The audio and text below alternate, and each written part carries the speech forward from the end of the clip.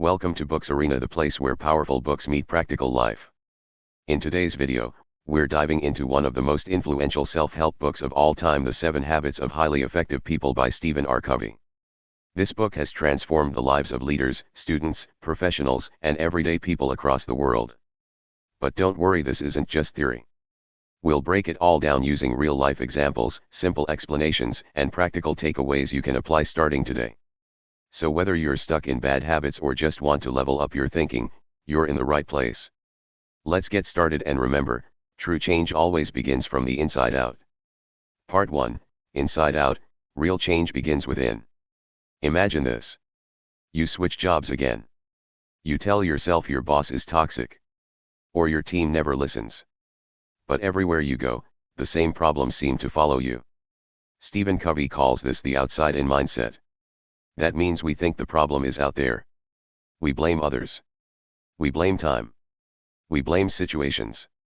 But Covey says that real change starts from the inside out. It begins by changing your mindset, your character, and your habits. He introduces a powerful idea called paradigms. A paradigm is the way you see the world. Like a lens.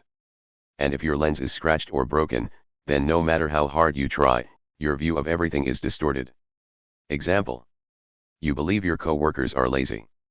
So you stop helping them. You pull back. Eventually, they notice. They stop helping you too. Now your belief becomes reality. Not because it was true, but because you acted on that belief. This is the power of your mindset. So before you learn the 7 habits, ask yourself one thing. Am I ready to take responsibility for my own growth? Because that is where real change begins. Part 2, The Private Victory, Habits 1 to 3.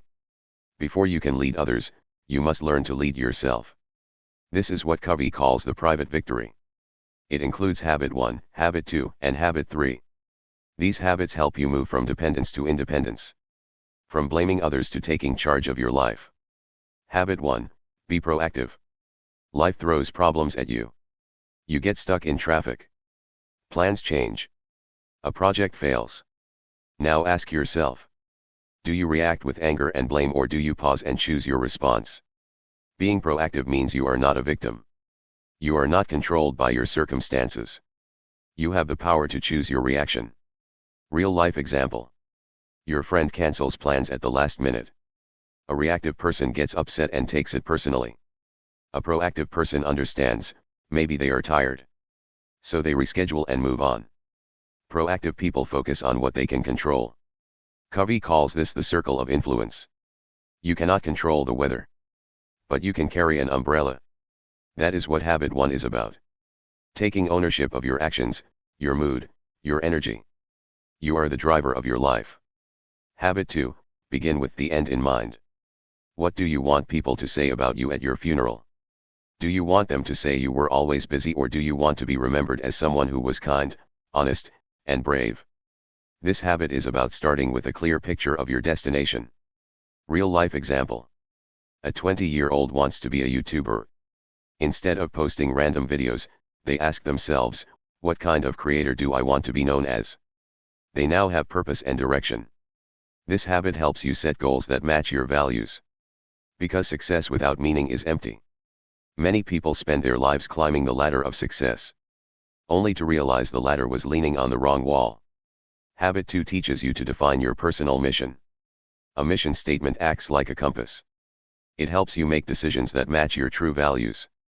When you know your purpose, your actions gain power. Habit 3, Put first things first. You wake up and check your phone. Hours pass.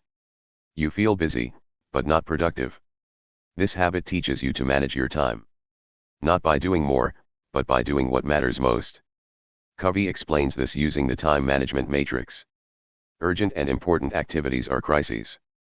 Not urgent but important ones lead to growth. Urgent but not important things are distractions. And not urgent and not important things are time wasters. Real life example. A student has an exam next week. If they are reactive, they wait until the last day and panic. If they are proactive, they study a little every day. Habit 3 is about discipline. Saying no to distractions and yes to long-term goals. Ask yourself each day. Is this important or just urgent? When you follow this habit, you start to trust yourself. And that is real self-respect. Part 3, the public victory. Habits 4 to 6. No emojis. No dashes or symbols. Real life examples. Natural spoken flow for YouTube narration or TDS. Part 3, the public victory, habits 4 to 6.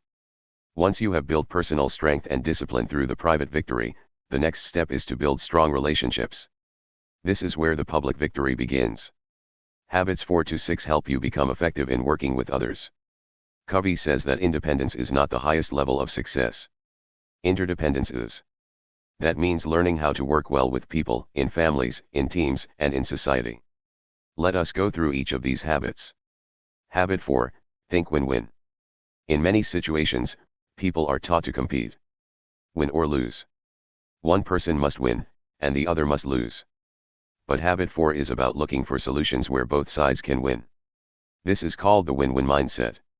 It is not about being nice. And it is not about giving in. It is about choosing mutual benefit over one-sided success. Real life example. Imagine two business partners arguing about how to split profits. One says, I deserve more. The other says, I worked harder. A win-lose mindset creates tension. But a win-win mindset says, let us find a way that is fair to both of us. That builds trust and long-term success. Win-win thinkers believe there is enough success to go around. They focus on cooperation, not competition.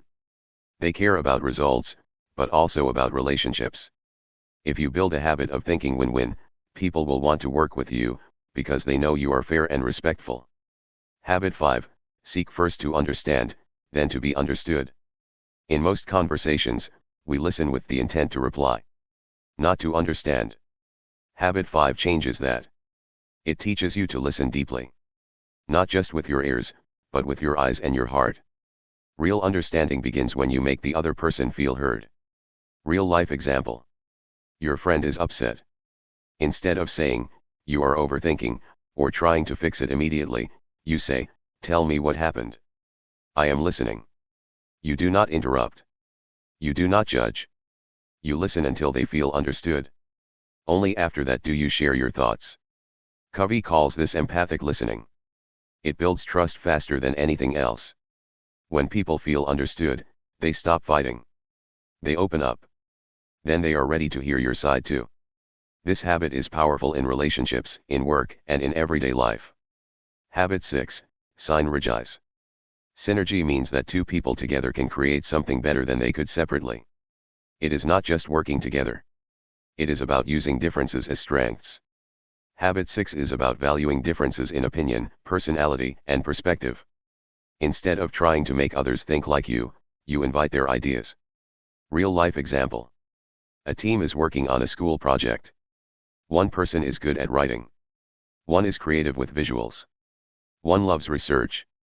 Instead of each person trying to do everything, they divide the work based on their strengths. The result is much better than if they worked alone. That is synergy. Synergy takes patience. It takes respect. But it creates new solutions, better ideas, and stronger teams. When you live habit 6, you do not fear differences. You welcome them. That completes part 3, the public victory.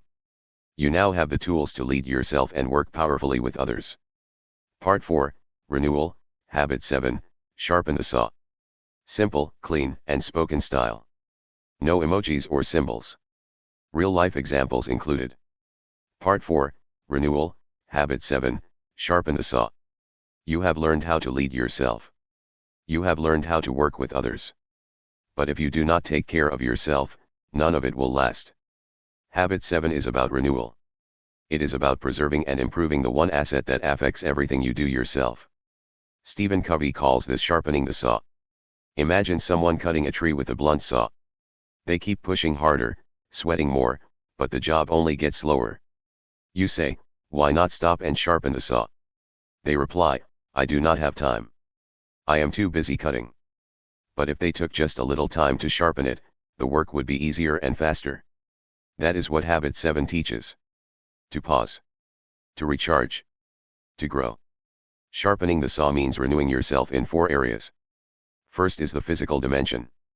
This includes exercise, sleep, healthy eating, and rest. Real life example. A student stays up every night studying but skips sleep and proper meals. Eventually, they feel tired, angry, and burned out. They try harder but perform worse. Taking care of your body is not selfish. It is smart. Second is the mental dimension. Keep learning. Read books. Practice new skills. Reflect. Real life example. Someone watches only random videos for entertainment. Their brain becomes lazy. But someone who reads 10 pages a day or learns something new sharpens their mind and becomes sharper in life. Third is the emotional and social dimension.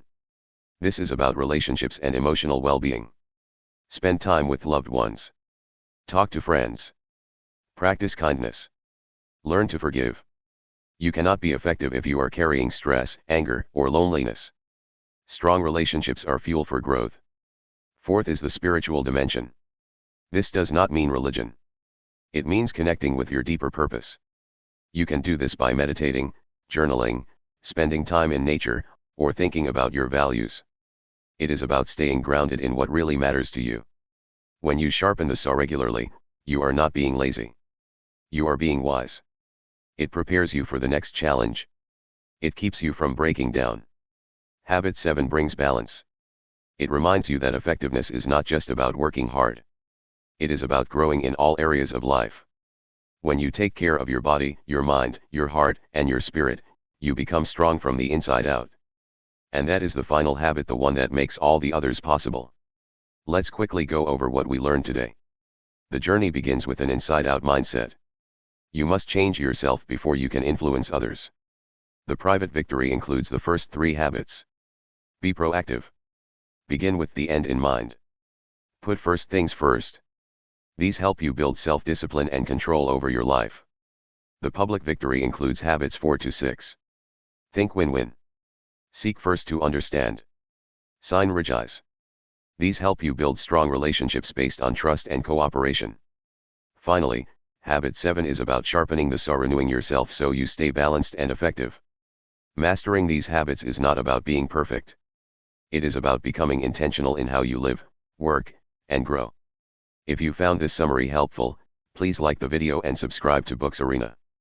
We upload detailed summaries of life-changing books in a simple, practical format perfect for learning on the go. Also, tell us in the comments which habit spoke to you the most. And what book should we cover next? Thanks for watching. See you in the next video. Welcome to Books Arena, where we break down the world's best books into clear, powerful summaries that anyone can understand. Today's book is called Atomic Habits, written by James Clear. Now, you might be wondering, what exactly is an atomic habit? Well, atomic means small like an atom but also powerful. And a habit is something you do regularly, often without thinking. So an atomic habit is a tiny change that seems small at first, but if repeated every day, can transform your entire life. This isn't just another book about motivation or goal setting. It's about systems. It's about how real change happens, not by setting big goals once a year, but by showing up in small ways every single day. James Clear shows that you don't rise to the level of your goals, you fall to the level of your systems. In this video, we'll walk through the key ideas of atomic habits using simple examples, daily life stories, and step-by-step explanations. Whether you want to start exercising, read more, wake up earlier, or just become more consistent, this summary will give you a roadmap you can actually use. And the best part? You don't need to overhaul your life. You just need to start small. Stay consistent. And let time do its magic. Let's get started. Part 1, The Power of Tiny Habits. Let's start with a question. What if getting 1% better every day could change your life completely? That's the big idea behind atomic habits, that small improvements, done consistently, lead to massive results over time. James Clear calls it the power of compounding, not just for money, but for your habits, your mindset, your health, your relationships, everything. Tiny changes equals big results. We often think change has to be dramatic. Lose 10 kilos in a month. Write a book in 30 days. Quit social media forever. But that's exactly why we fail. Real, lasting success doesn't come from huge efforts. It comes from tiny changes made consistently over time. Think about this. If you improve by just 1% each day for a year, you'll be 37 times better by the end of the year. That's the power of compound growth. Real-life example, the British cycling team. Here's a story James Clear shares that proves this point. For years, British cycling was a disaster. No Olympic medals. No Tour de France wins. Sponsors didn't want to be associated with the team. Then came a new coach, Dave Brailsford, who had a simple strategy. The aggregation of marginal gains. In simple terms, improve everything by just 1%. They didn't try to change everything overnight. They made hundreds of tiny improvements: better bike seats, improved aerodynamics, the way athletes washed their hands, how they slept, how they recovered. And the results? Within a few years, British cyclists won 5 Tour de France titles and over 60 Olympic medals. Not because of one big secret, but because of 100 small wins. The ice cube example. Here's another simple way to understand it. Imagine an ice cube on a table. The room is freezing, say, -5 degrees. You start heating the room, -4, -3, -2, still no change. At 0 degrees, suddenly the ice cube begins to melt. Was it the last degree that caused the change? No. It was the build-up, the small, invisible progress that led to a tipping point. That's how tiny habits work. You might not notice any change at first. But keep going, and one day everything shifts. The problem with big goals. Now here's something surprising. James Clear says goals aren't the main problem, systems are. Goals focus on outcomes. I want to lose 10 kilos. I want to earn more money. I want to be productive. But if your systems, your daily habits don't match that goal, it won't work. Example. Your goal is to run a marathon. But your system is lying on the couch every evening eating snacks. No matter how motivated you are, the system wins. Clear says it clearly. You don't rise to the level of your goals. You fall to the level of your systems. So don't focus on the result. Focus on the process. Small habits shape your identity. Every small habit is like a vote for the kind of person you want to become. Do one push-up. That's a vote for being fit. Write one sentence. A vote for being a writer. Wake up and read one page. A vote for being a reader. These votes may seem small, but they add up. Eventually, your identity changes not because of a big decision, but because of small daily actions. Summary of Part 1. Big change doesn't happen all at once. Small, consistent actions have a compounding effect. Focus on building systems, not just setting goals. Your identity is shaped by your habits, one small vote at a time. You don't need a dramatic transformation. You just need to show up, every day, with one small action. And that's how you create real, lasting change. Part 2, the habit loop, how habits are formed. If you've ever wondered why you keep repeating certain behaviors, both good and bad, this is the part that explains it. James Clear says that all habits follow a pattern called the habit loop. This loop is made of 4 stages. Cue, rightward arrow; craving, rightward arrow; response, rightward arrow; reward. Let's break it down step by step with real-life examples you'll recognize in your own daily life. 1. Cue, the trigger. The cue is what kicks off the habit. It's a signal your brain uses to begin a behavior.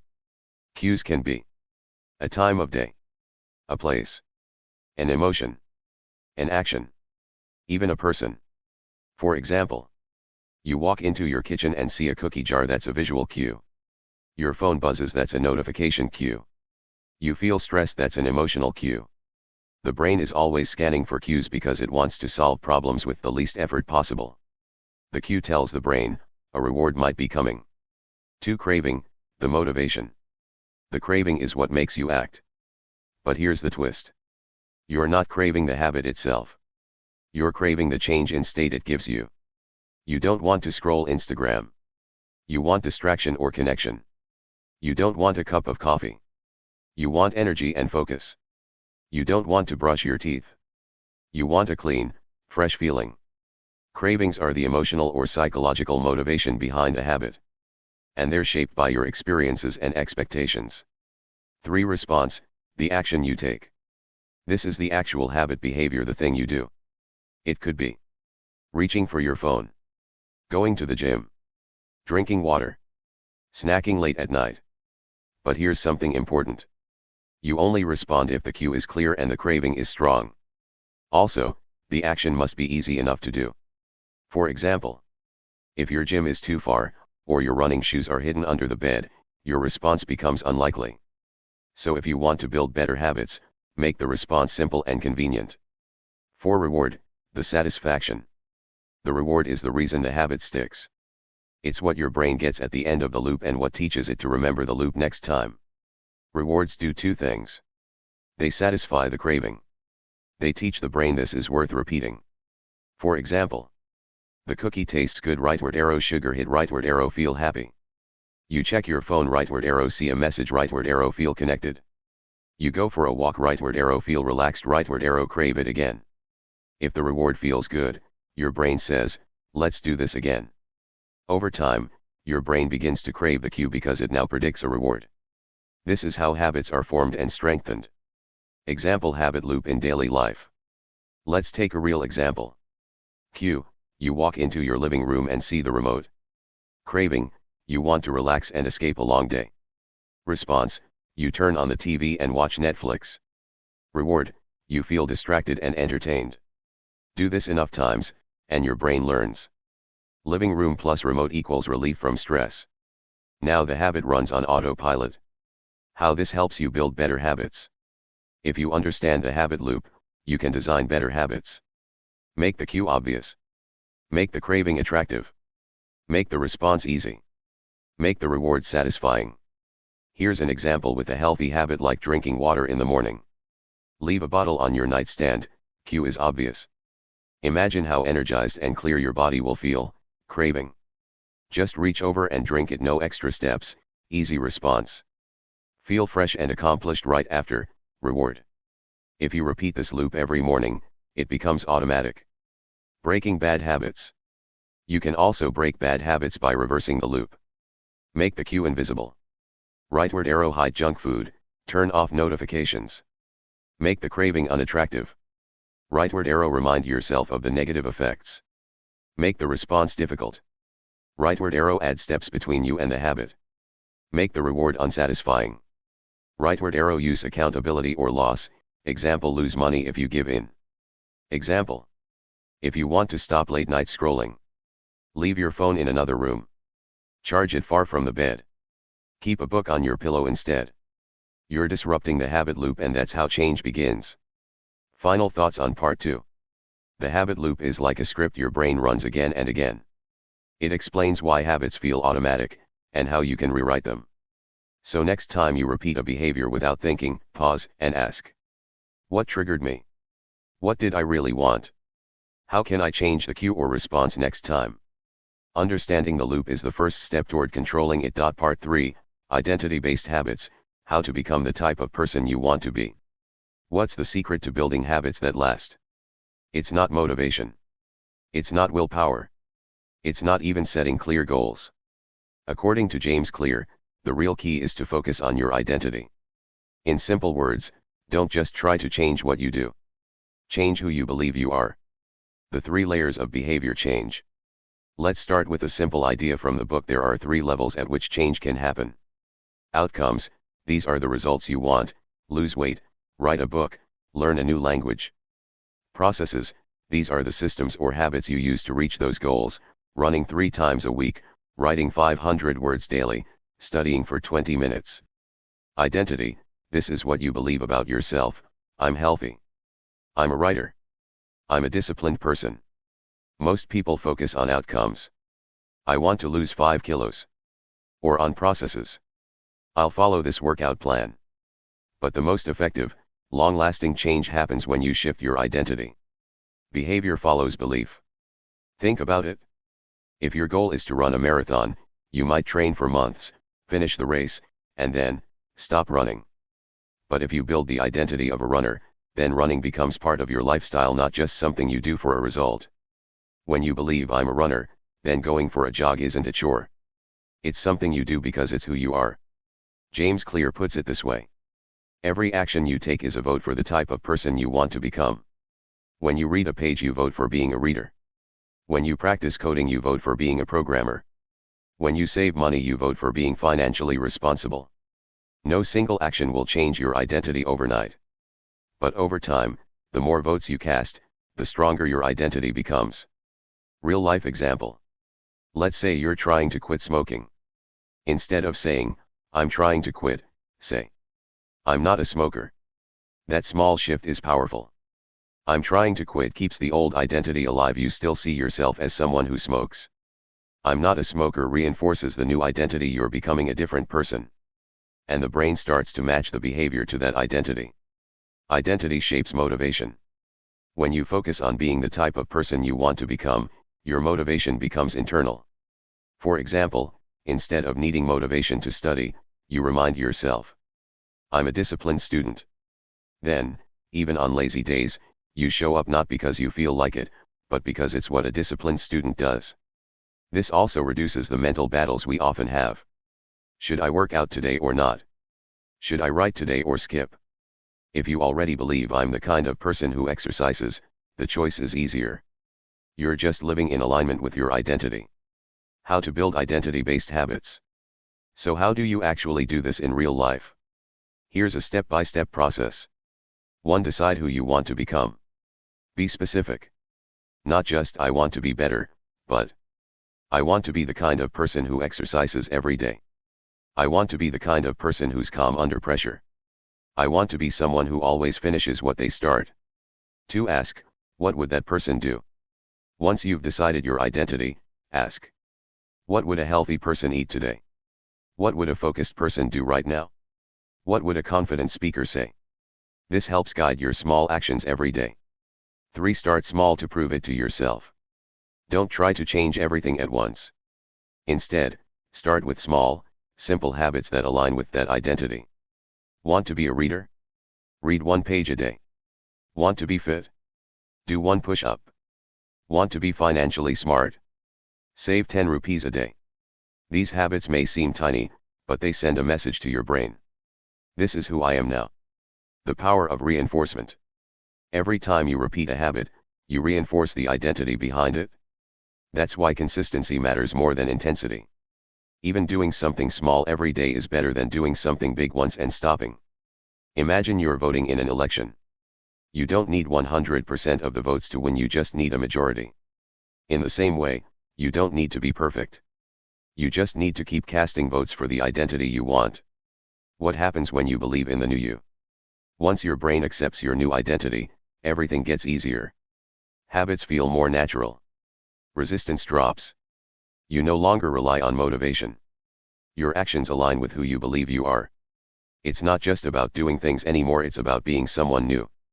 And that's the most powerful kind of change. Final thoughts on part 3. So many people fail at building habits because they only focus on what they want to achieve. But if you shift your focus to who you want to become, the results will follow. Because when your identity changes, your actions will naturally follow. So don't just chase results. Build the identity that creates those results. Part 4, the 4 laws of behavior change, how to make good habits inevitable and bad habits impossible. In this part of the book, James Clear gives us the step-by-step formula to build better habits and break bad ones. He calls it the 4 laws of behavior change, and it's based on how your brain actually forms habits. If you follow these 4 laws, you make good habits easy to start and hard to ignore. And if you reverse them, you can break the bad habits holding you back. Let's go through each law one by one using real-life examples to make it clear. Law 1, make it obvious. Habits start with a cue, something that triggers your brain to begin a behavior. If you want to build a habit, the first step is to make that cue obvious and visible. Example. Let's say you want to drink more water. If your water bottle is inside a bag or in another room, you'll probably forget. But if you leave it on your desk where you can see it, you're much more likely to drink it. Environment shapes behavior. If your phone is next to your bed, you'll check it first thing in the morning. If a book is on your pillow, you're more likely to read before bed. Another tip is to use habit stacking. This means pairing a new habit with something you already do. Example. After I brush my teeth, I'll do 10 push-ups. After I make coffee, I'll write 1 sentence. The more obvious the habit, the easier it is to stick to it. Law 2, make it attractive. Let's be honest, we repeat habits not because they're good, but because they're enjoyable in the moment. So if you want a habit to stick, you have to make it attractive to your brain. One way to do this is through temptation bundling, combining something you need to do with something you want to do. Example: only watch your favorite show while exercising. Only drink your favorite tea while reading or working. Now the healthy habit becomes something you look forward to. Another way to make habits attractive is to surround yourself with people who already do it. Want to exercise more? Spend time with fit friends. Want to read more? Join a book club or follow people who love reading. Humans are social creatures. We naturally copy the behavior of people around us. Law 3, make it easy. This one is huge. Many people fail at habits because they try to do too much too soon. They plan a 1-hour workout instead of a 2-minute walk. They want to write a whole chapter instead of a single paragraph. James Clear says, habits are not a finish line to be crossed, they are a lifestyle to be lived. So if you want to stick with something, make it easy to do, so easy that it's almost impossible to fail. Start with the 2-minute rule. Want to read more? Read 1 page. Want to meditate? Sit for 2 minutes. Want to journal? Write 1 sentence. It sounds silly, but this lowers the friction. And once you've started, you're more likely to keep going. Motion leads to momentum. Also, remove the barriers that slow you down. Example: lay out your workout clothes the night before. Keep your guitar on a stand in the living room, not packed in a case. The easier it is to do, the more often you'll do it. Law 4, make it satisfying. The final part of the habit loop is the reward, and it's what makes your brain want to repeat the behavior. The habit must feel good right away. If the reward is delayed, it's harder to stay motivated. Unfortunately, many good habits have long-term rewards, not instant ones. You go for a walk today, but you don't lose weight today. You study today, but the exam is in 2 months. That's why Clear says you must create immediate satisfaction. Example: use a habit tracker, tick a checkbox or mark an X on a calendar. This gives your brain a small win. You can also reward yourself after doing the habit with something small and positive. After 20 minutes of studying, enjoy a 5-minute break. After working out, have a healthy smoothie. The more satisfying the experience, the more likely you are to repeat it. Bonus: how to break a bad habit. Just invert the 4 laws. Make it invisible, hide cues. Delete the app, remove temptations. Make it unattractive, reframe your mindset. Think of the consequences. Make it difficult, add steps between you and the behavior. Make it unsatisfying, use accountability. Set a penalty if you break the habit. Example: want to stop snacking at night? Remove snacks from the kitchen. Remind yourself how groggy you feel next morning. Lock snacks in a box with a timer. Tell a friend to check in with you. By reversing the loop, you make bad habits harder to repeat. Final thoughts on part 4. Habits don't happen by accident. They happen by design. And the 4 laws give you the tools to design a better life. Make it obvious. Make it attractive. Make it easy. Make it satisfying. Follow this process, and even the smallest habits can change your life. Part 5, how to make habits stick for the long term. Starting a habit is one thing. Keeping it going day after day, week after week, that's the real challenge. In this part of Atomic Habits, James Clear focuses on how to stay consistent and build habits that last for years. He gives us real strategies to go from short bursts of motivation to lifelong habits that become second nature. Let's break it down. 1. Focus on showing up, not perfection. Most people try to be perfect. They make a plan, miss one day, and then feel like a failure. But Clear says this: missing once is a mistake. Missing twice is the start of a new habit.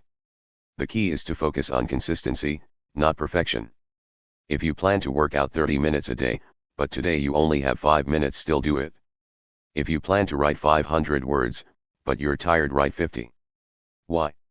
Because showing up keeps the habit alive in your mind. It reinforces the identity you're building. I'm the kind of person who doesn't skip. Even a small version of the habit is better than nothing. Momentum matters more than intensity. 2. Use habit trackers to stay accountable. Your brain loves visual progress. That's why habit trackers work so well. Simply marking an X on a calendar after doing your habit can feel satisfying and motivating. It creates a streak, and once you have a streak, you don't want to break it. This is called the don't break the chain strategy, made famous by comedian Jerry Seinfeld. He wrote jokes every day and marked each one with an X. After a few days, he had a chain, and he didn't want to break it. That small act of tracking kept him consistent. You can use apps, journals, or even a simple wall calendar. Tip: don't track too many things at once. Start with 1 or 2 key habits. Make tracking easy and fun. 3. Make your environment work for you. Your environment has a huge impact on your habits. Clear says, you don't rise to the level of your goals. You fall to the level of your systems. One of the best systems you can build is a better environment. Want to read more? Leave books on your table, not tucked away on a shelf. Want to eat healthier? Put fruits at eye level in the fridge. Hide the junk food. Want to stop using your phone in bed? Charge it in another room. When your environment supports the habit, you don't have to rely on willpower. The behavior becomes automatic. Design your space for success, because what surrounds you shapes what you do. 4. Create an identity you don't want to break. Earlier, we talked about how identity shapes behavior. Well, identity also helps you stay consistent in the long run. Example: if you identify as a healthy person, you're more likely to eat well even when motivation fades. If you believe I'm a writer, you're more likely to write even when it's hard. Your identity becomes a standard. And when your actions don't match it, it creates a kind of inner discomfort. You want to stay in alignment with who you believe you are. So instead of just tracking what you do, remind yourself who you are becoming. Every action is a vote for that version of yourself. 5. Use the power of reset moments. Everyone messes up. You'll skip a workout. You'll overeat. You'll scroll too long. But Clear says the difference between people who succeed and those who give up is this: successful people get back on track quickly. They use something called a reset moment. A reset moment is any chance to start fresh, a new day, a new week, even a new hour. You had a bad morning? Reset at lunch. You skipped a habit today? Start again tomorrow. You went off track all week? Start again Monday. These micro resets keep you from spiraling. You stop judging yourself and just begin again. Progress isn't about being perfect. It's about returning to the habit over and over, until it becomes natural. 6. Make the habit satisfying immediately. One reason people give up on good habits is that the results take time. You don't lose weight after one salad. You don't become fluent after one language lesson. Meanwhile, bad habits often give instant pleasure. So what's the solution? Find a way to make good habits feel good immediately. Examples: track your progress with a notebook or app. Give yourself a small reward after doing the habit. Remind yourself of the future benefits every time you finish. You can also attach social rewards. Tell a friend what you accomplished. Share your streak on social media. The brain needs some kind of quick satisfaction to stay motivated. 7. Be flexible with your approach, but firm with your identity. Life changes. Routines change. You get busy. You travel. You fall sick. So be ready to adjust your methods without abandoning your habits.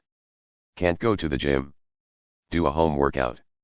Can't meditate for 10 minutes? Do 1 minute. Can't write 500 words? Jot down 3 bullet points. Your identity stays the same, even if your process changes. You're not skipping the habit, you're just adapting it. This flexibility is what keeps a habit going for years. Final thoughts on part 5. Building habits is not about intensity. It's about making small, consistent choices that align with who you want to become. To make your habits stick for the long term, show up, even if it's not perfect. Track your habits visually. Design your environment to support you. Build an identity you don't want to break. Use reset moments to bounce back quickly. Make your habits immediately satisfying. Stay flexible, but never give up. This is how small actions lead to lasting identity change. Part 6. How to break bad habits without willpower.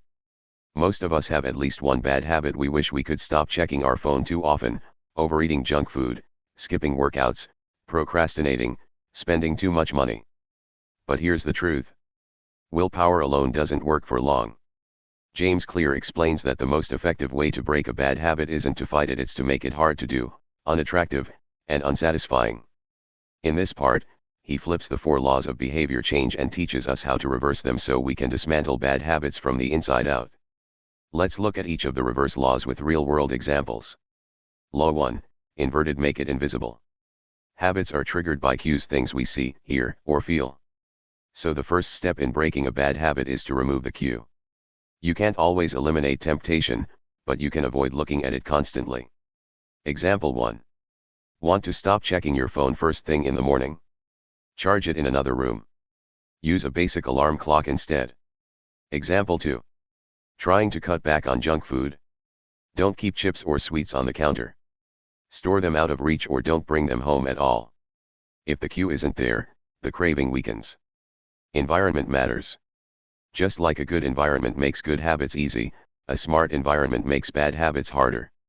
Design your surroundings so they no longer encourage the behavior you want to stop. Law 2, inverted: make it unattractive. We do bad habits because at some level they're appealing. They give us comfort, distraction, or pleasure. To change that, you need to reframe how you see the habit. Start linking your bad habits to negative outcomes and long-term pain, not short-term relief. Example. If you eat fast food every day, stop thinking it's quick and tasty.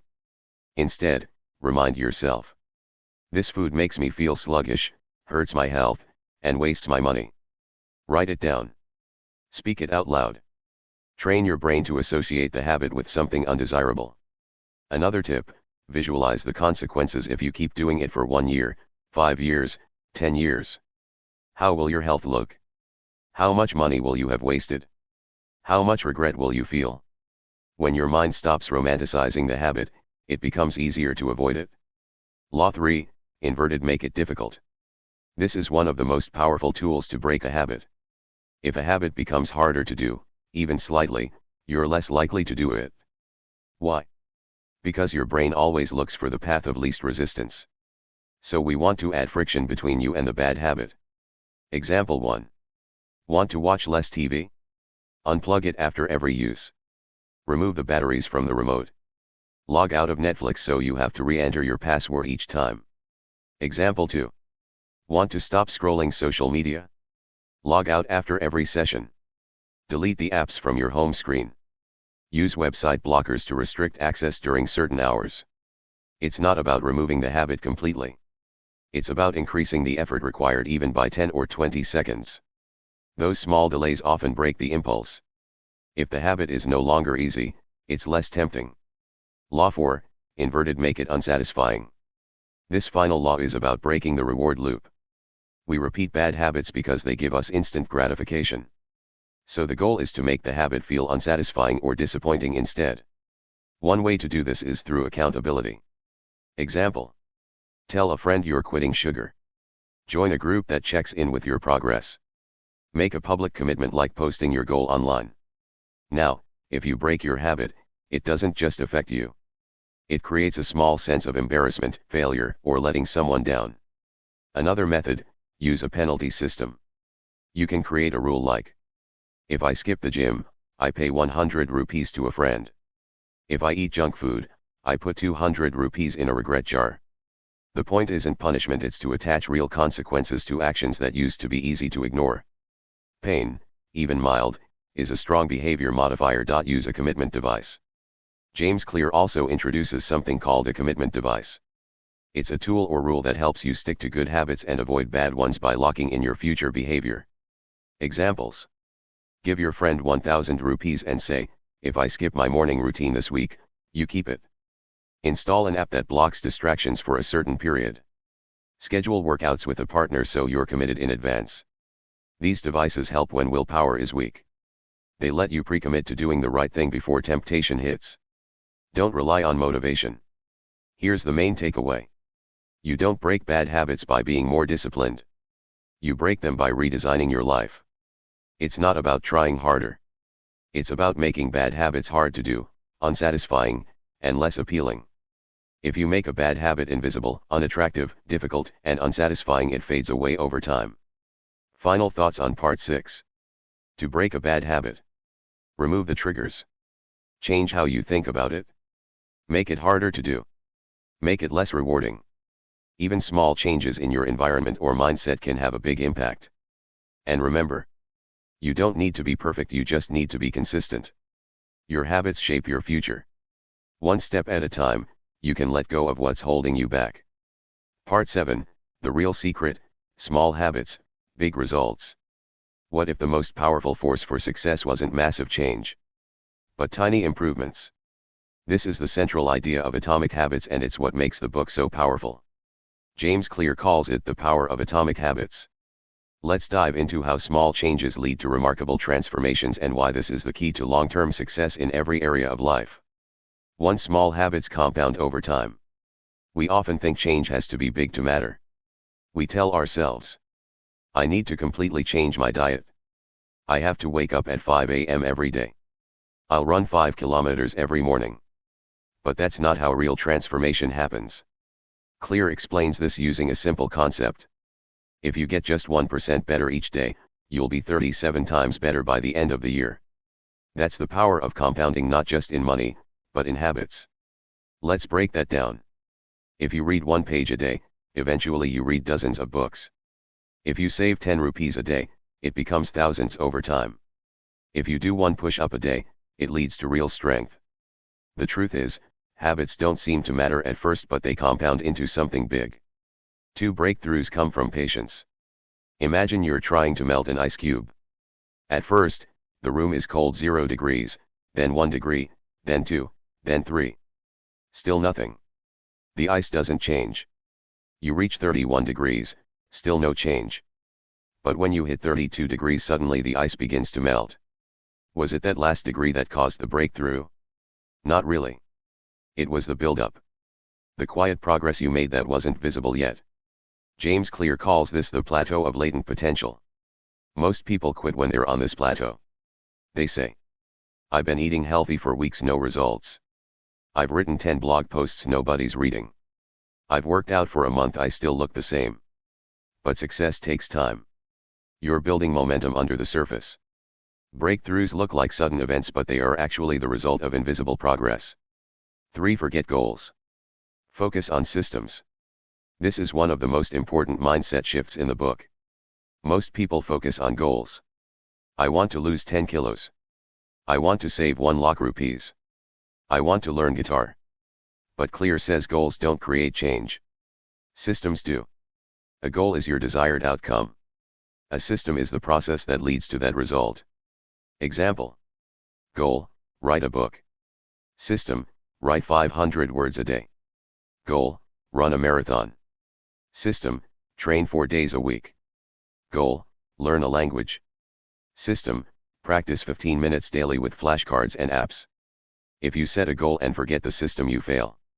If you build a system and follow it consistently, you reach the goal automatically. So stop obsessing over the finish line. Start perfecting your daily habits.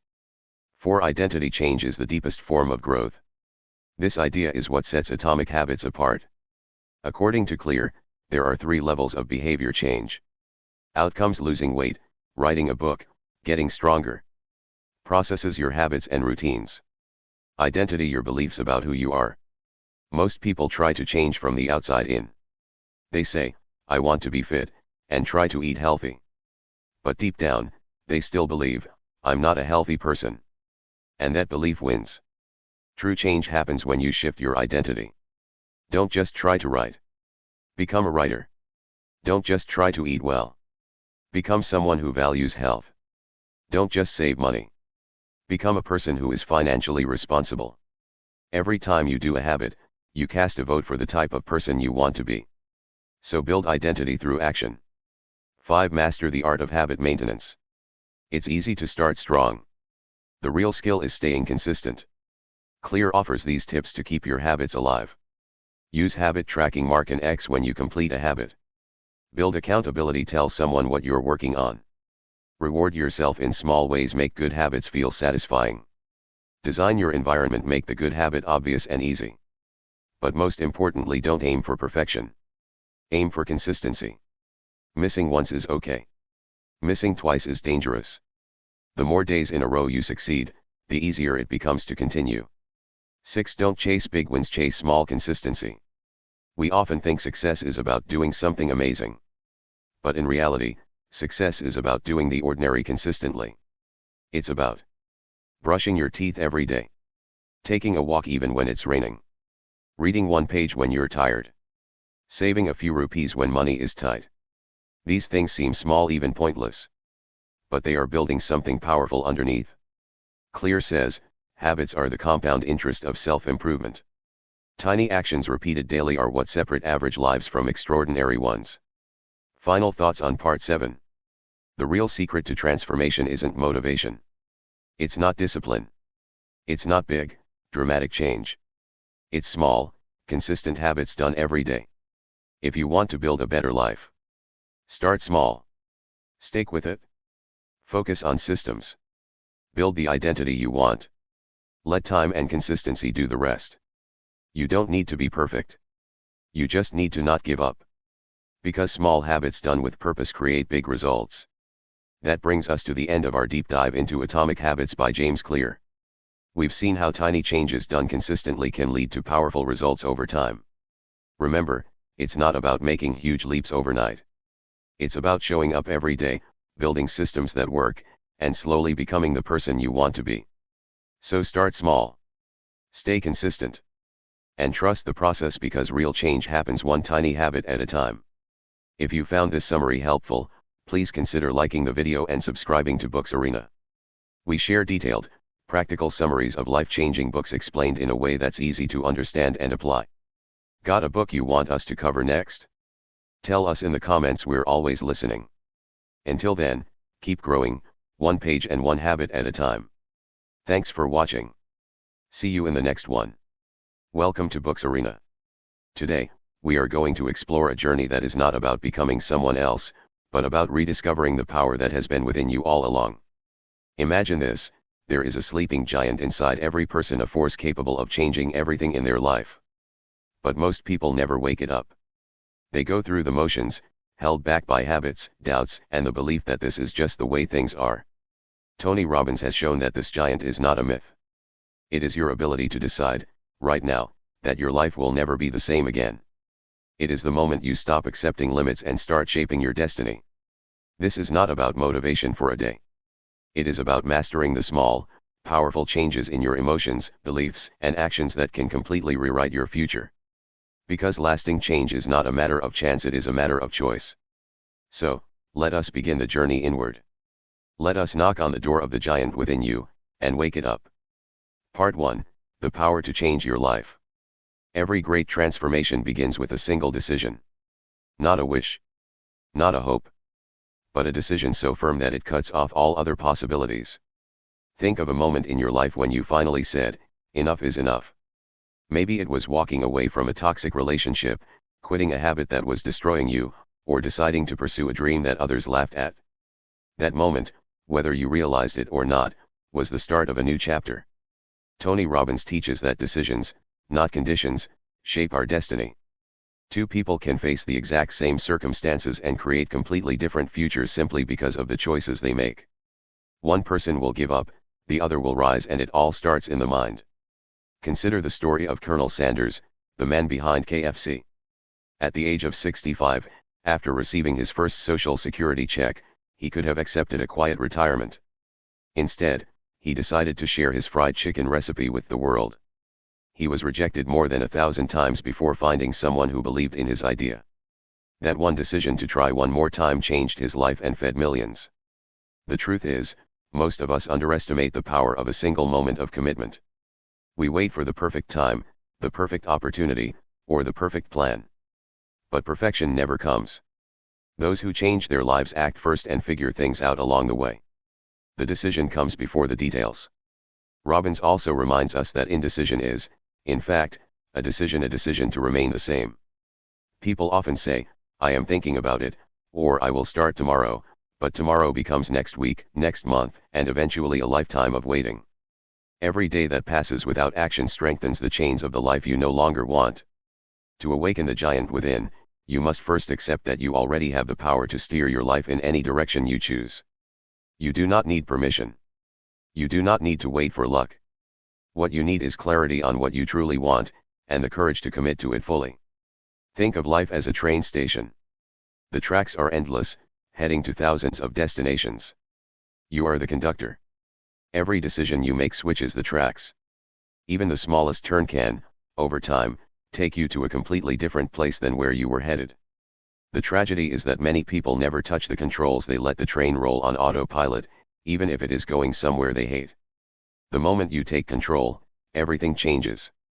You stop blaming circumstances and start shaping them. You stop asking, "What will happen to me?" and start asking, "What can I make happen?"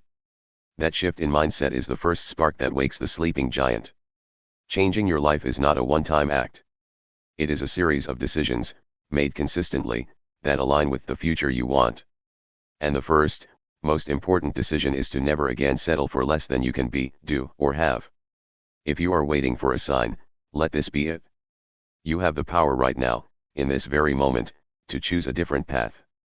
Decide, and the world will open in ways you never imagined. Part 2, Mastering Your Emotions. Every action you take, every word you speak, and every decision you make is shaped by one thing: the way you feel in that moment. You can have all the skills in the world, the best plans, and the perfect timing, but if you are overwhelmed by fear, anger, or doubt, you will sabotage yourself before you even begin. On the other hand, if you can shift your emotions into a state of confidence, passion, and determination, even the impossible starts to feel possible. Mastering your emotions is not about pretending to be happy all the time. It is about learning to take control of your emotional state, so you are not a slave to every mood swing or setback. Most people live as if their emotions are accidents, as if joy, sadness, confidence, or fear simply happen to them. But the truth is, emotions are signals, and like any signal, you can tune them, amplify them, or change the channel entirely. Imagine a skilled surfer. He cannot control the ocean. The waves will come whether he likes it or not. But he can control how he rides them. Some waves he will ride all the way to shore, others he will avoid. Emotions are just like waves. You cannot stop them from appearing, but you can decide which ones to ride, and which ones to let pass by. There is a famous story about Viktor Frankl, the Austrian psychiatrist who survived the horrors of a Nazi concentration camp. Surrounded by starvation, cruelty, and death, Frankl discovered something extraordinary: the last of human freedoms is the ability to choose one's attitude in any given set of circumstances. Even when everything was stripped away, he realized he still had the power to decide how he would think and feel. That choice gave him strength when many others had lost hope. Tony Robbins teaches that emotions are not random. They are produced by patterns in the way we use our body, our focus, and our language. Change any of those three, and you can change how you feel in seconds. First, there is physiology, the way you use your body. Think about the last time you felt truly confident. Your shoulders were probably back, your breathing deep, your chin slightly raised. Now imagine the opposite when you felt defeated. Your shoulders slumped, your breathing was shallow, and your gaze was down. The physical difference is obvious, and so is the emotional one. By changing your posture, breathing, and movement, you can instantly shift your mood. Second, there is focus. Whatever you focus on, you feel. If you focus on what you have lost, you will feel pain. If you focus on what you can gain, you will feel possibility. Two people can face the same problem, but one will see it as a dead end, while the other sees it as a challenge to grow. The situation is the same, the focus is different. Third, there is language. The words you use, both in your mind and out loud, shape the way you interpret your life. Saying "I am devastated" produces a very different emotional response than saying "I am a bit disappointed." Our language either fuels our fire or pours water on it. Robbins calls this transformational vocabulary, the art of choosing words that change the meaning of what happens to you. If you want to master your emotions, you must practice catching yourself in the moment when a negative feeling takes hold. Then, you deliberately change your body, your focus, or your language to create a more empowering state. This is not about ignoring problems, it is about facing them from a position of strength instead of weakness. Let us take a real-world example. Imagine a business owner who just lost a major client. One reaction is to panic, slump in a chair, and start telling everyone, "This is a disaster." That state will only make it harder to find solutions. Another reaction is to stand tall, take a deep breath, and say, "This is a chance to find someone even better to work with." That shift in emotion can lead to creativity, resilience, and decisive action. The key is consistency. You cannot control the weather, but you can choose how to dress for it. Likewise, you cannot always control what happens in life, but you can control the emotional state you bring to it. Over time, this skill becomes second nature. You stop being tossed around by every wave, and start surfing toward the life you want. There is a hidden benefit to mastering your emotions. It transforms your relationships. People are naturally drawn to those who bring positive energy, stability, and hope. When you can stay calm in chaos, inspire others when they are down, and uplift them with your presence, you not only improve your own life, you become a leader in theirs. The sleeping giant within you cannot wake up in a body weighed down by fear, doubt, or anger. To awaken it fully, you must learn to command your emotional state, no matter what life throws at you. And that begins by remembering this truth: emotions are not in control of you, you are in control of them.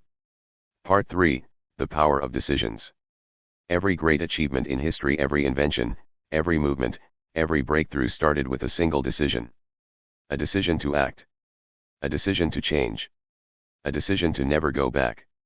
Yet most people treat decisions as if they are casual wishes, like tossing a coin into a fountain and hoping for the best.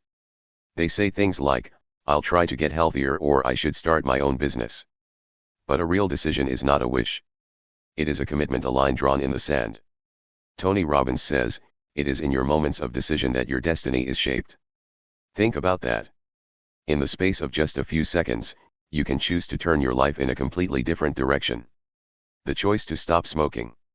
The choice to leave a toxic job. The choice to commit to a dream no matter how many obstacles appear. History is filled with examples. Rosa Parks, tired from work, made a decision on a bus in Montgomery, Alabama, not to give up her seat. That single choice sparked the civil rights movement. Thomas Edison decided he would find a way to make the electric light bulb work, even after thousands of failures. Those were not half-hearted attempts, they were decisions backed by total commitment. But here's the truth: making a decision is only the first step. Most people decide on something but never follow through because they fail to cut off all other possibilities. The word decision comes from the Latin decidere, meaning to cut off. A real decision means you burn the boats. You don't give yourself a way back. You commit fully. The problem for many is that they confuse decisions with preferences. Saying "I'd like to be fit" is a preference. Saying "I will be fit" and then restructuring your diet, schedule, and environment to make it happen, that's a decision. So how do you make decisions that last? Robbins teaches 3 rules. Decide what you really want, not what you think you should want. Too often, people make decisions based on others' expectations. They choose careers to please their parents, lifestyles to impress friends, or goals because society says they should. But a decision without genuine desire will always crumble under pressure. Ask yourself, if no one else's opinion mattered, what would I choose? Commit and take immediate action. The longer you wait after making a decision, the weaker it becomes. Momentum is everything. If you decide to start a business, take the first step that same day: register a domain, research your market, or outline your plan. Action cements commitment. Stay flexible in your approach, but unshakable in your goal. Many give up because their first plan fails. But the decision is about the destination, not the exact route. If one road is blocked, you find another. Think of Edison. Thousands of failed attempts did not change his decision to invent the light bulb, only his methods. There's also a deeper layer to decision-making: the power of standards. Your life is a reflection of what you are willing to tolerate. If you decide you will no longer tolerate being treated with disrespect, you will remove yourself from toxic relationships. If you decide you will no longer tolerate financial stress, you will start making changes to earn, save, and invest differently. Raise your standards, and your decisions will naturally follow. One powerful exercise Robbins suggests is to look at your life right now and identify 3 areas you are dissatisfied with. For each one, make a real decision, not a hope, not a goal, but a commitment to change it. Then take at least one action toward that change today. The point is to train your brain to connect decisions with action. There's a story Robbins shares about a young man who wanted to be a professional speaker. For years, he said, "I want to do it," but never took the leap. One day, he made a decision. Within 24 hours, he booked his first speaking gig, even though he was terrified. That one action forced him to prepare, and it set his entire career in motion. Decisions also have a compound effect. One small choice can set off a chain reaction that changes your life in ways you never expected. Deciding to take a morning walk could lead to meeting someone who becomes a lifelong friend or business partner. Deciding to take a course could open doors to a career you never imagined. But perhaps the most important truth about decisions is this: you are always making them, whether you realize it or not. Choosing to stay in your current job is a decision. Choosing not to confront a problem is a decision. Choosing to delay your dreams is a decision. If you do not make conscious, deliberate choices, life will make them for you, and you may not like where you end up. So take ownership. Become aware of the choices you are making every day. Ask yourself, is this decision moving me toward the life I want, or further away from it? The giant within you will not awaken until you start deciding, with absolute certainty, who you want to be and how you want to live.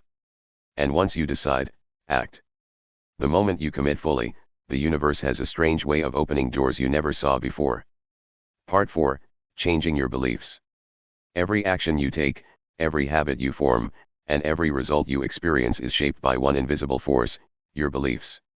Your beliefs are the compass that guides your decisions, the filter through which you interpret reality, and the ceiling that determines how far you can go. Beliefs are like the software of your mind. If the software is outdated or corrupted, no matter how powerful the hardware, your intelligence, your talents, your resources, the results will be limited.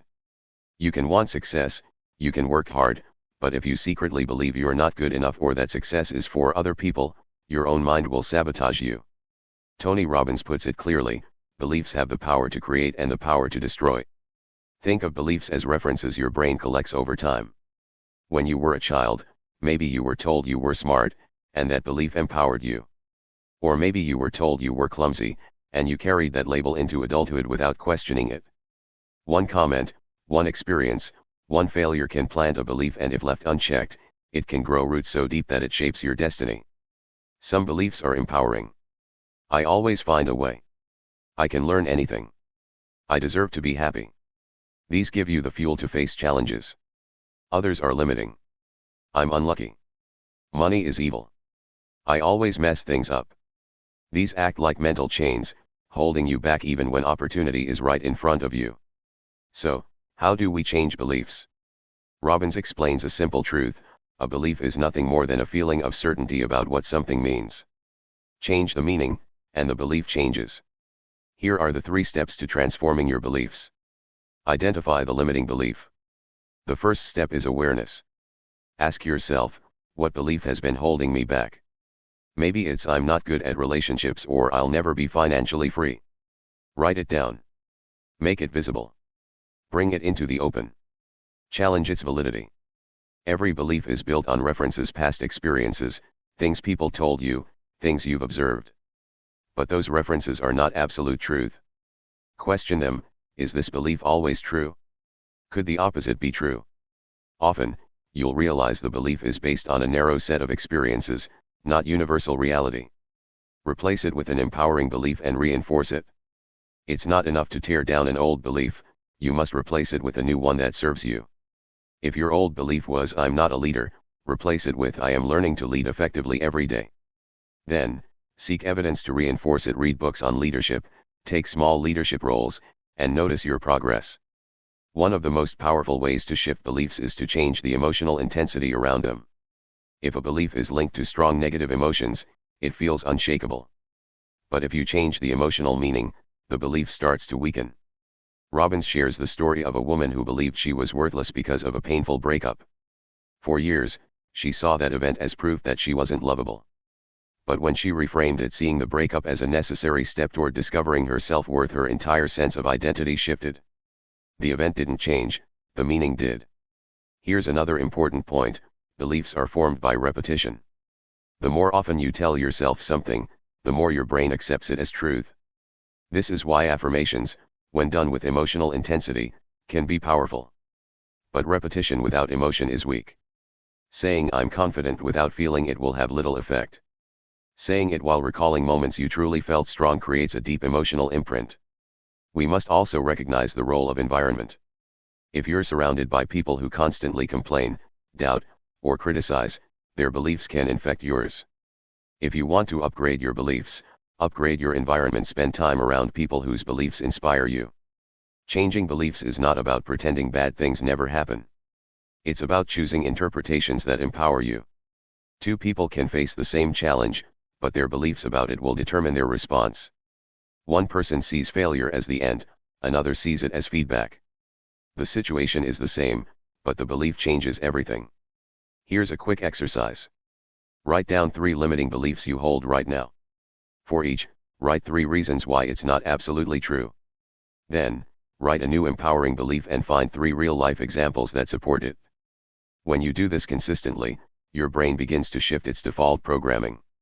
Over time, the old beliefs lose their grip, and the new ones take root. The truth is, you cannot permanently change your actions without changing the beliefs that drive them. If you believe you're destined to fail, you will subconsciously find ways to prove yourself right. But if you believe you're resourceful, capable, and worthy of success, you will find ways to prove that right too.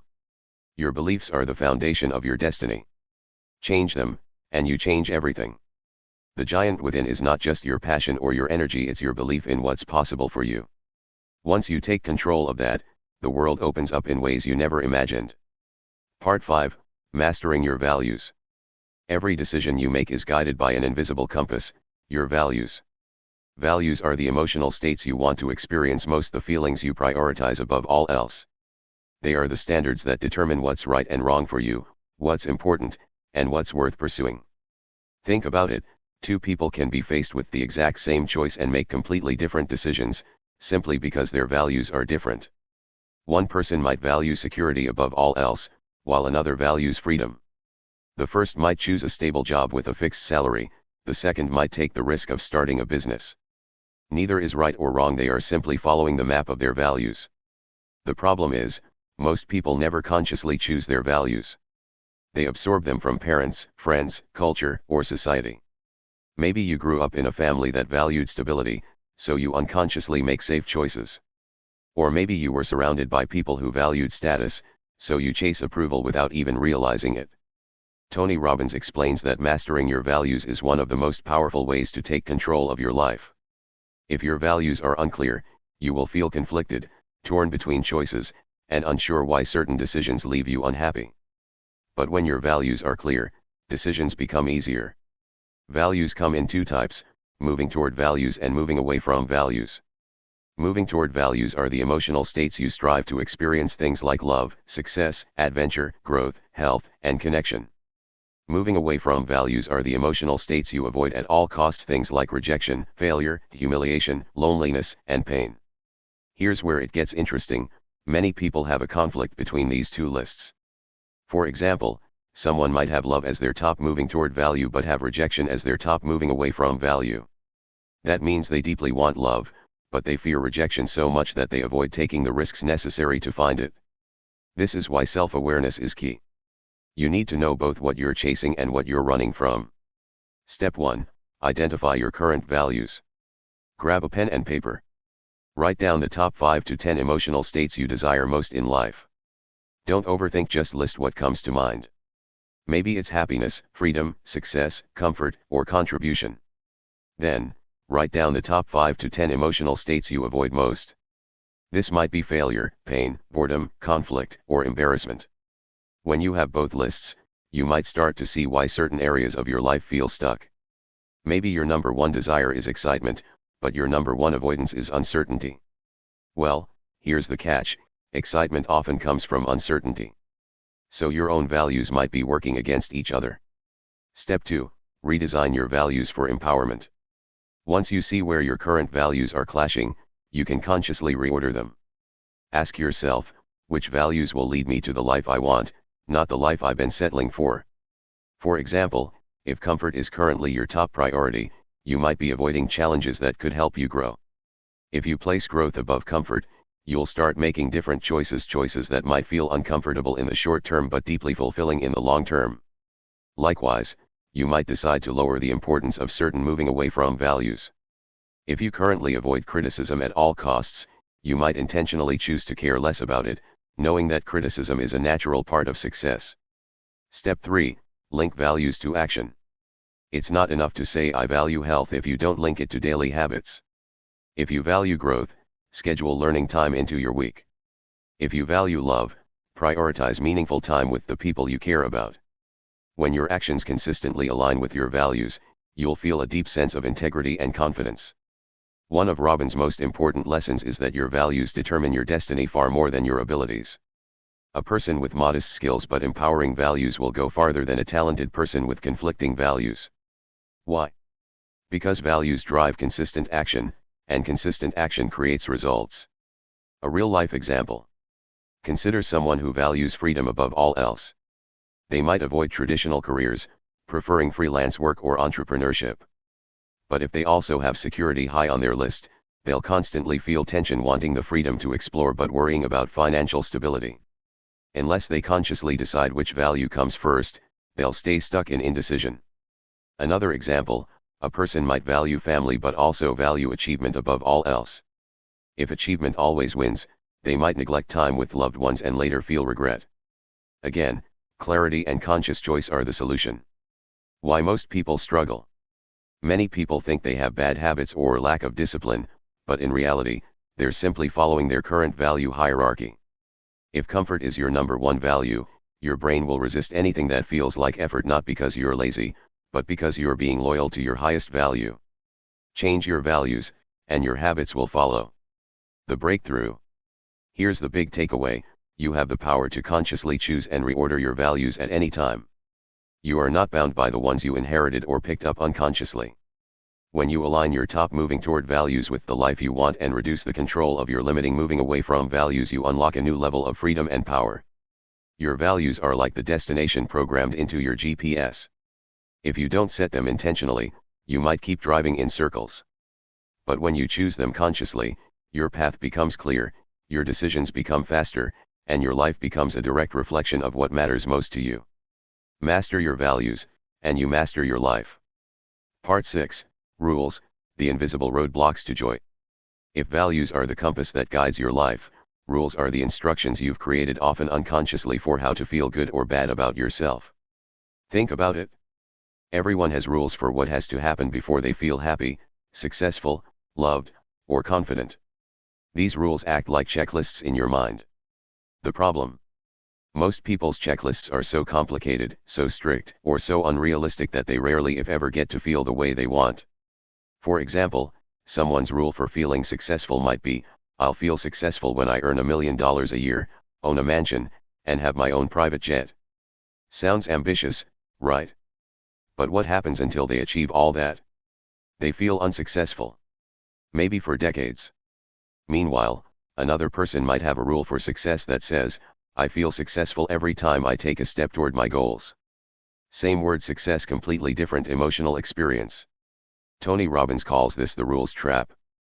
We create these elaborate, often unfair, conditions for our happiness. And worse, we give control of those rules to things or people outside of ourselves. Consider love. Some people's rule might be, I'll feel loved when someone tells me I love you, spends all their free time with me, never argues, and constantly shows affection. That's a lot to expect from anyone, and it puts your emotional state entirely in someone else's hands. Instead, imagine if your rule for feeling loved was, I feel loved whenever I choose to give love. Suddenly, you're in control. Your happiness doesn't depend on someone else's behavior, it depends on your own choices. The key insight. The quality of your life depends on the quality of your rules. The more rigid, complicated, or externally dependent they are, the less happy you'll be. The more flexible, simple, and internally controlled they are, the more joy you'll experience. Step 1. Identify your current rules. Pick a few important values you have, like happiness, success, love, or confidence, and ask yourself, what has to happen for me to feel this way? Write down your answers honestly. You might be surprised at how demanding your rules are. Maybe your happiness depends on everything going perfectly in your day. Maybe your confidence depends on never making a mistake. Maybe your sense of love depends entirely on another person's constant reassurance. When you see these rules on paper, you'll realize how often you've been setting yourself up to lose. Step 2. Notice the imbalance. Some people have rules that make it easy to feel bad and hard to feel good. For example, easy to feel bad rule, I feel disrespected whenever someone interrupts me. That could happen 5 times a day. Hard to feel good rule, I only feel respected when everyone agrees with me. Almost impossible to achieve. When the scale is tilted like this, no wonder life feels frustrating. Step 3, redesign your rules. Your goal is to create rules that make it easy to feel good and hard to feel bad while still holding yourself to empowering standards. That means rewriting your conditions so they're more within your control and less dependent on others. For instance, instead of "I feel successful only when I achieve every single goal I set," you could say, "I feel successful whenever I learn, grow, and make consistent progress toward my goals." Instead of "I feel loved only when my partner does X, Y, and Z," you could say, "I feel loved whenever I focus on the love I already have and express it freely." Why this works? Changing your rules doesn't mean lowering your standards. You can still aim for excellence. But it means you are no longer putting your emotions at the mercy of events you can't control. If your rules for happiness rely on perfect weather, perfect people, and perfect timing, you're going to live in constant disappointment. But if your rules rely on your own actions, things like gratitude, learning, kindness, then you can experience joy every single day. A real-life example. Imagine 2 athletes. Both train hard. Both win sometimes and lose sometimes. Athlete A's rule for feeling successful: I only feel successful when I win. Athlete B's rule: I feel successful when I give my best effort in training and competition. Which athlete will feel fulfilled more often? Clearly Athlete B. They can experience success every day, not just on rare victories. The hidden danger. If you don't consciously choose your rules, you inherit them from your parents, your culture, your past experiences. Maybe your family valued hard work, but only celebrated when something was perfect. Now, decades later, you might still be chasing that impossible standard, never allowing yourself to feel good enough. The breakthrough. Once you consciously redefine your rules, you can transform your emotional life instantly. You can go from rarely feeling joy to experiencing it daily without changing your job, your relationships, or your bank account. The shift is internal. You decide that the path to feeling good is simple, fair, and under your control. Here's a question Robin suggests asking yourself. How can I make it easier to feel good and harder to feel bad? When you live by empowering rules, challenges still come, but they no longer have the power to steal your joy. Your emotions become self-generated, not circumstantial. And that is true freedom. Your rules shape your emotions, and your emotions shape your destiny. Choose rules that make life a game you can win every day. Part 7, The Power of Identity, the Force that Shapes Your Life. If beliefs are the building blocks of your life and rules are the instructions you follow, then identity is the master blueprint. Your identity is simply the set of beliefs you have about who you are. It answers the question, what kind of person am I? And here's the truth: you will always act in alignment with your identity, even if it conflicts with your goals or dreams. Think about it: if you see yourself as a shy person, no matter how much you want to be outgoing, you'll find yourself avoiding conversations. If you believe I'm terrible with money, you might sabotage your financial success even after earning more income. Your identity acts like an invisible thermostat. You might push yourself to new heights, but if that success doesn't match your self-image, you'll unconsciously pull yourself back down. Why identity is so powerful? Your brain has a deep need to remain consistent with how you see yourself. If you think of yourself as lazy, you'll resist evidence that you're hardworking. If you identify as fit and healthy, you'll naturally avoid habits that threaten that. This is why real change doesn't last unless it involves a shift in identity. You can adopt a new diet, but if you still think, I'm someone who loves junk food, you'll eventually return to old habits. The problem: outdated identities. Many of our identities were formed years ago, even in childhood, based on past experiences, other people's opinions, or mistakes we made long ago. But just because you failed once doesn't mean you're a failure.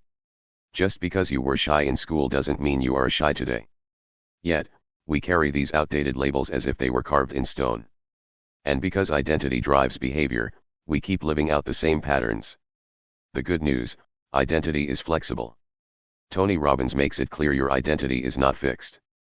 You can consciously choose a new one that empowers you instead of limiting you. And when you shift your identity, your actions will naturally follow. Step 1. Identify your current identity statements. Ask yourself, how do I usually describe myself? Listen to the labels you use. I'm not a morning person. I'm bad at technology. I'm a people pleaser. Then ask, where did I learn this? Is it true today? Is it helping me become the person I want to be?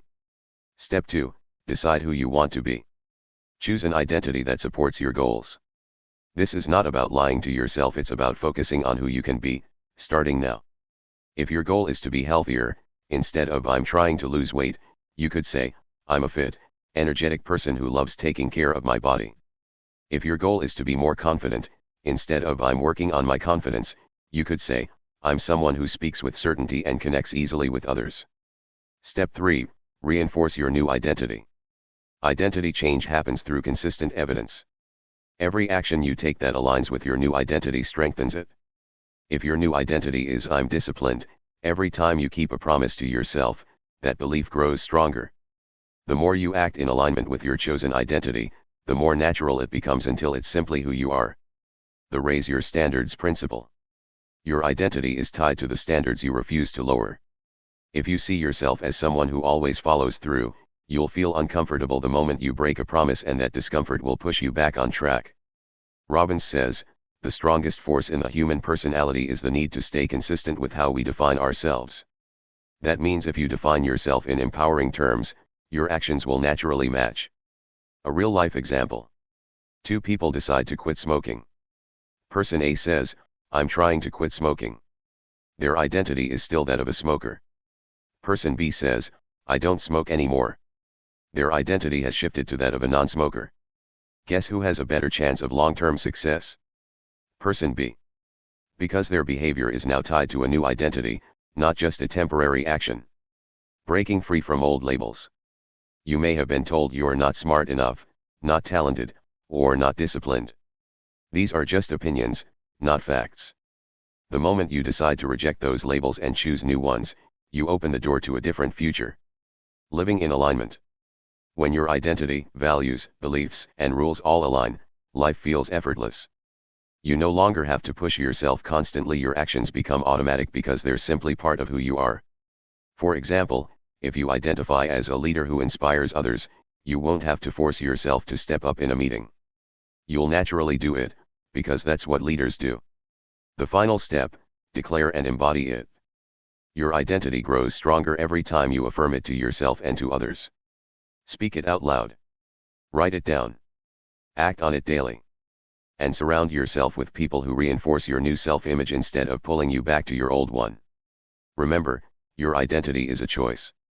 You can decide, right now, to become the kind of person who achieves the life you want. As Tony Robbins says, the only thing keeping you from what you want is the story you keep telling yourself about who you are. Change the story, and you change everything. And that brings us to the end of Awaken the Giant Within by Tony Robbins. We've explored how small, consistent decisions can reshape the course of our lives. How mastering your beliefs, values, emotions, and identity can transform not just what you do but who you become. Remember, change doesn't have to take years. In fact, it begins the very moment you make a true decision, a decision backed by commitment and consistent action. Your destiny is not written by chance. It's crafted by the standards you set, the meaning you give to life's events, and the identity you choose to live by. So, take what you've learned here and put it into action. Don't just listen, decide, commit, and step into the life you deserve. This is your time. Your power is already within you. All you have to do is awaken the giant. Thank you for listening. This is Books Arena, where we bring you the world's most impactful books in simple, powerful words. If you enjoyed this audiobook summary, make sure to subscribe to Books Arena so you never miss another life-changing story. Until next time, keep learning, keep growing, and keep becoming the best version of yourself.